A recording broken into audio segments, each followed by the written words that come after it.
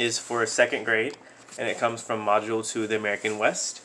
The essential question that is being asked by Wit and Wisdom is, what was life like for the early Americans? So when we talk about it with the kids, we want to first stamp that content knowledge of what is that time period. We're looking at between 1810, 1880, so the 1800s.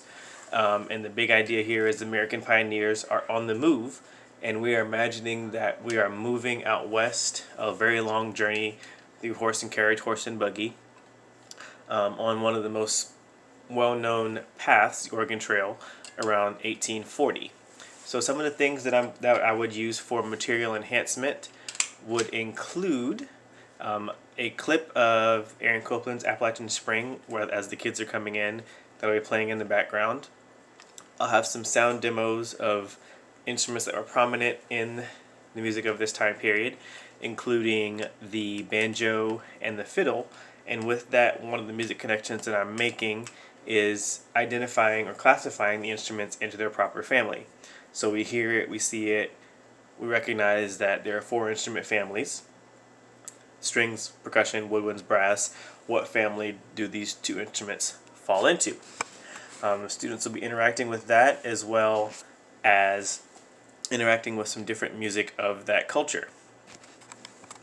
I'll introduce the music of the West and talk about how it is a transition from music of European styles, which is much more innate and big. We're thinking, the Baroque period, the Classical period, all those different periods where music had its own characteristics based on history in the time period. And the music of the American West is much more simple, where we start talking about texture, and the texture is more simple. There are more simple chords. Everything is more widely spaced out versus the closeness of all of the music of the European times. I mean, even thinking back to Fauré, everything is just right on top of each other, So after we talk about that culture and texture, we'll talk about how the music evolved throughout the time that the pioneers were traveling from the east to the west, how there were dances, how the songs affected people, how everything in their culture and life was reflected through their music. After we go through that, we will review the composer Aaron Copland. They heard a clip of the song when they came into the classroom, but now we're going to talk about Aaron Copland as a composer himself.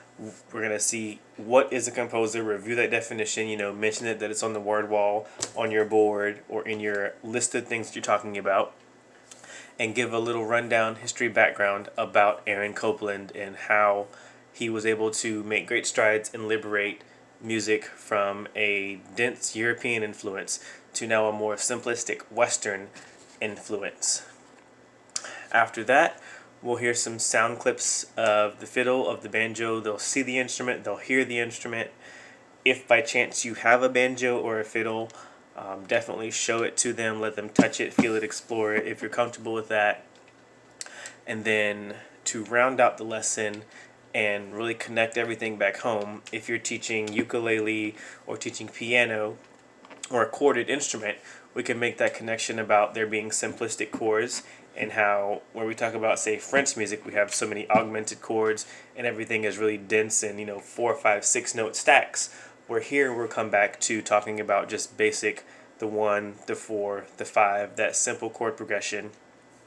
And for me, when I've taught ukulele, my students in the key of C know how to play the C chord, the F chord, and the G chord. So they know that's 1, that's 4, that's 5. Same thing with the piano as well. And we'll kind of connect that just to see how simplistic the music of the West is versus the complexities of European music. And close out with a song by Woody Guthrie, The Oregon Trail. So within the lesson, we're addressing the idea of the big idea concept, we're traveling west, and then we go through and talk about the composer, one of them, Aaron Copland, why music of the West was more simple, or simpler rather, addressing some sound clips of those different pieces of music, as well as connecting chords and harmony to what we've learned on our chorded instruments and how we can connect those 2 pieces together. So that is what I've pulled up.